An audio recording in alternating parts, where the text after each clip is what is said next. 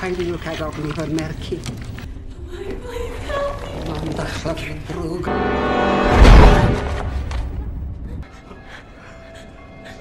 Daddy, why are you... Daddy, what is that?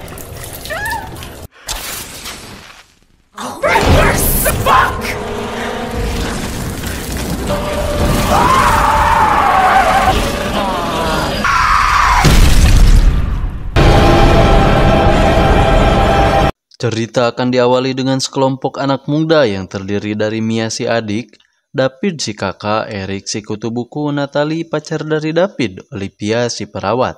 Mereka mendatangi suatu gubuk di tengah hutan belantara dengan maksud membantu Mia terlepas dari kecanduan kepada narkoboy atau simpelnya merehabilitasi Mia.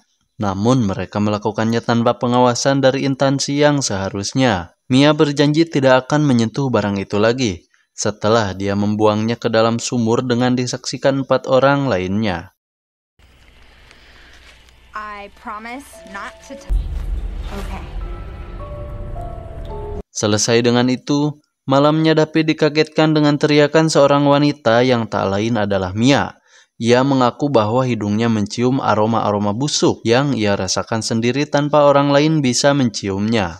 Ketika itu, anjing David yang bernama Grandpa mengendus-ngendus dan mengkoreh-koreh permadani di bawahnya, yang ketika David melihatnya, ia segera menyingkapkan permadani itu dan...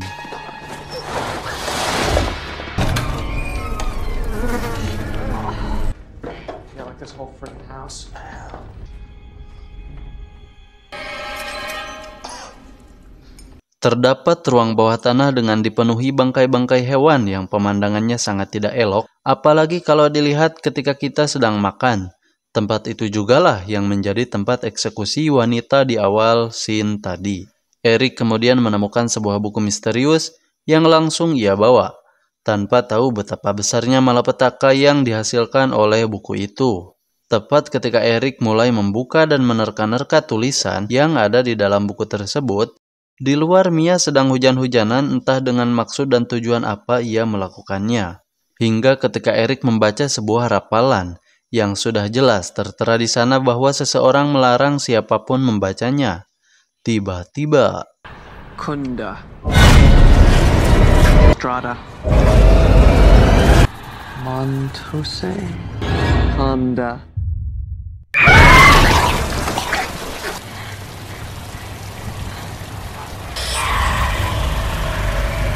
Mia yang ketakutan pun segera meminta kakaknya David untuk mengantarnya kembali ke kota. Namun karena David mengira bahwa Mia sedang berhalusinasi, ia enggan dan menolaknya. Tanpa pikir panjang, Mia pun segera pergi dan mengendarai mobil seorang diri tanpa teman-temannya sadari bahwa Mia telah mengambil kunci mobilnya.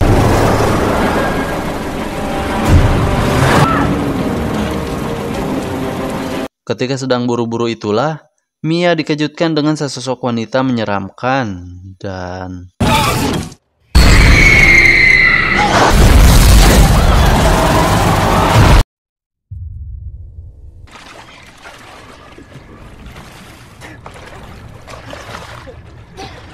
Mia mencoba kabur namun malah terjerembab ke dalam semak-semak yang dengan sendirinya melilit tubuh Mia sampai ia dihampiri sosok wanita itu kemudian.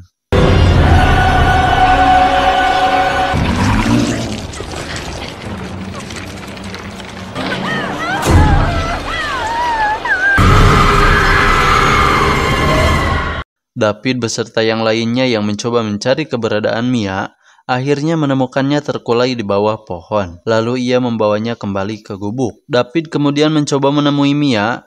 Mia berterus terang bahwa kejadian yang ia alami sangat amat menyeramkan.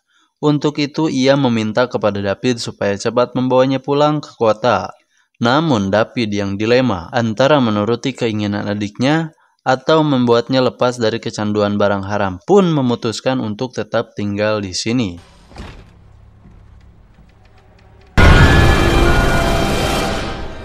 Hingga saat David membuang setumpuk sampah keluar, ia melihat aliran air berwarna merah dan menemukan bahwa Grandpa, anjingnya, berada dalam sebuah lubang yang tertuju langsung ke gudang. David menebak bahwa pelakunya adalah adiknya, Mia. Entahlah dari mana David bisa menyimpulkannya. Ia segera menuju kamar Mia. David berusaha mendobraknya karena pintu itu terkunci dari dalam. Pintu pun terbuka, dan alangkah terkejutnya David ketika mendapati Mia tersungkur dengan kulitnya yang melepuh diakibatkan air yang ia gunakan untuk mandi terlalu panas oleh kelakuannya sendiri. Eric yang melihatnya sangat terkejut, lantas membuka buku terkutuk itu untuk kemudian ia sadar bahwa ketika ia merapalkan mantra yang dibacanya tadi, ada beberapa tahap sebelum sebuah kekuatan jahat atau iblis bangkit dari neraka. Di antaranya, seseorang yang terasuki akan membunuh sesuatu terlebih dahulu. Kemudian ia akan menyiramkan air panas ke tubuhnya sendiri. Beralih pada David yang berusaha membawa Mia ke rumah sakit ke kota, ia dihadapkan pada sebuah jalan yang dialiri sungai yang sangat deras. Melihatnya, David mengurungkan niatnya dan kembali ke gubuk. Tak berselang lama, ketika David, Olivia, Eric, dan Natalie sedang berdiskusi, muncullah Mia yang sudah dirasuki roh jahat itu pun segera menodongkan sepucuk shotgun. Dan Mia, put the gun down. Fucking gun down!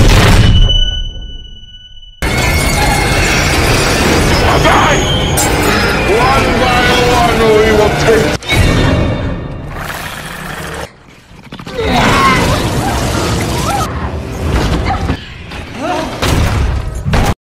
kekacauan itu akhirnya bisa diredam setelah David mengurung Mia di ruang bawah tanah.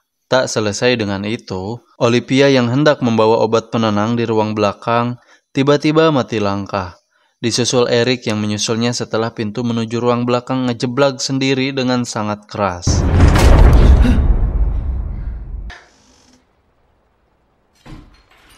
Namun Eric sangat dibuat terkejut tatkala melihat Olivia yang bersimbah darah dengan sepotong kaca yang ia pakai untuk merobek mulutnya sendiri.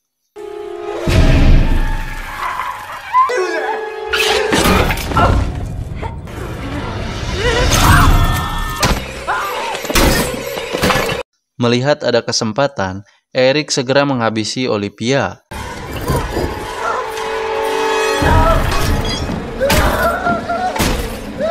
Dan tak lama David dan Natalie pun datang. Selesai dengan Eric, Natalie yang berusaha mencari obat guna mengobati luka Eric pun tiba-tiba mendengar suara Mia yang meminta tolong. Entah karena terhipnotis atau benar-benar kasihan, Natalie pun menuruni tangga tetapi...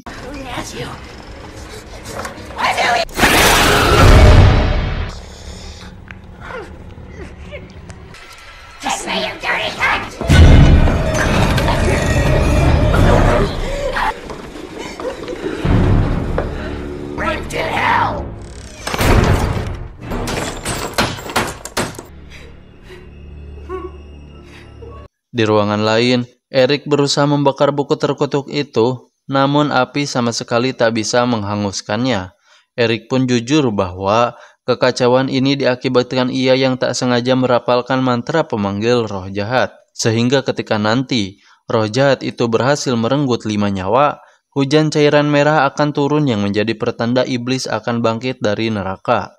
Sehingga tak ada lagi cara yang bisa mereka lakukan selain berusaha. Kembali kepada Natalie yang mencoba membersihkan luka gigitan Mia tadi, tiba-tiba sebuah entitas hitam menyebar dengan cepat ke tangannya, sehingga tak ada cara lain bagi Natalie selain menghilangkan tangan kirinya.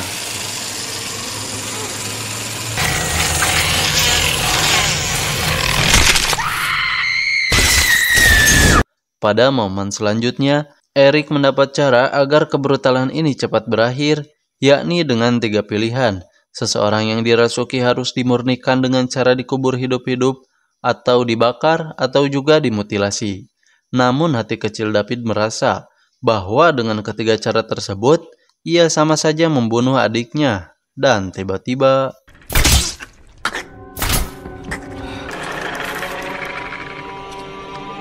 Natalie yang akhirnya terasuki roh jahat pun dengan dinginnya menembak David dan Eric dengan sebuah alat pelontar paku.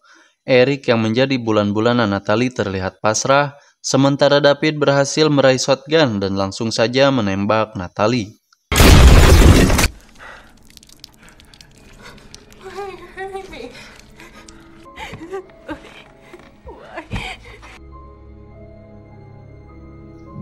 Merasa tak ada pilihan lagi, David segera membawa Eric keluar lalu ia kembali untuk membakar seisi gubuk tersebut. Tetapi ia tidak jadi membakarnya karena memikirkan sesuatu yang mungkin bisa menyelamatkan Mia adiknya. Ia lantas membuat sebuah alat sejenis jumper listrik, kemudian menggali tanah. David pun hendak membawa Mia untuk ia murnikan dengan cara dikubur hidup-hidup dengan alat suntik yang ia bawa. Tetapi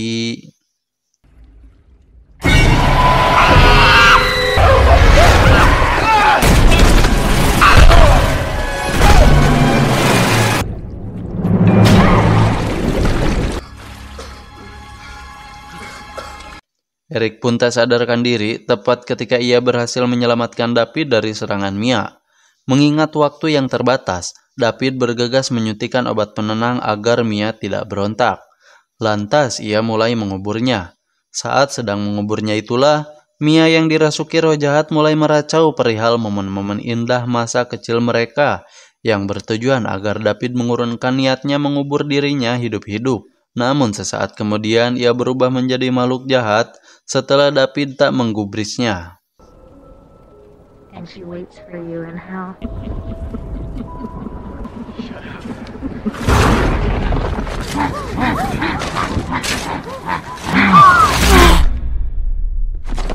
Setelah beberapa menit terkubur, David kembali menggali kuburan Mia, lalu mengangkat jasadnya untuk kemudian ia mencoba memantik detak jantung Mia dengan alat yang ia buat sendiri.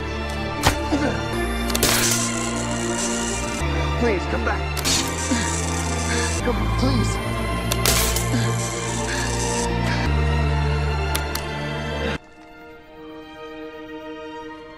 Tak ada perubahan apapun, David pun memutuskan untuk pulang, tetapi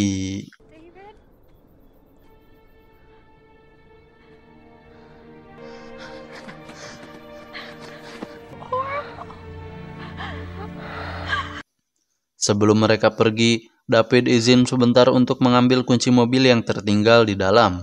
Tetapi sosok Eric yang ia sangka sudah tewas pun mulai menyerang David.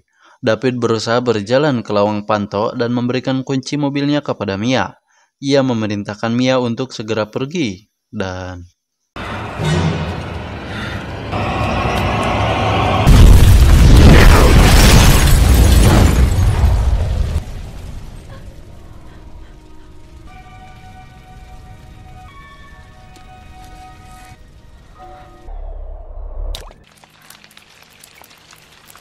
tiba-tiba turun hujan dengan cairan yang berwarna merah, pertanda sosok iblis akan bangkit dan benar saja.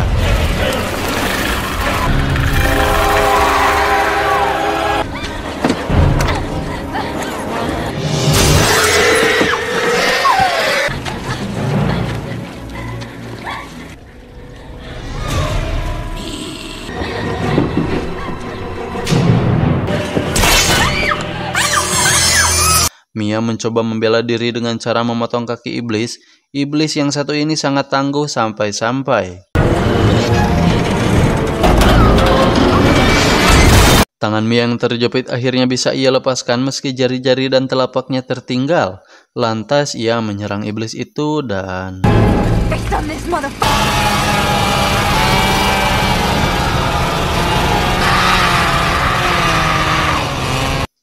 seketika hujan pun reda. Ia mengambil kalung pemberian kakaknya dan tamat. Bagaimana? Apakah jantung Anda aman? Kita bisa mengambil pesan dari film ini bahwa setan atau iblis tidak bisa mengganggu kita selagi keimanan kita terhadap Sang Pencipta terjaga kokoh. Maka dari itu, tingkatkan ibadah kita agar keimanan semakin kuat. Sejujurnya, sekarang Asep lagi ada di perjalanan untuk menghadiri hajat syukuran hitanan cucunya Elon Musk. Jadi dengan berat hati Asep pamit undur diri. Terima kasih atas waktunya, sampai jumpa di video selanjutnya. Jangan lupa subscribe, like, comment, and share, dan bye-bye.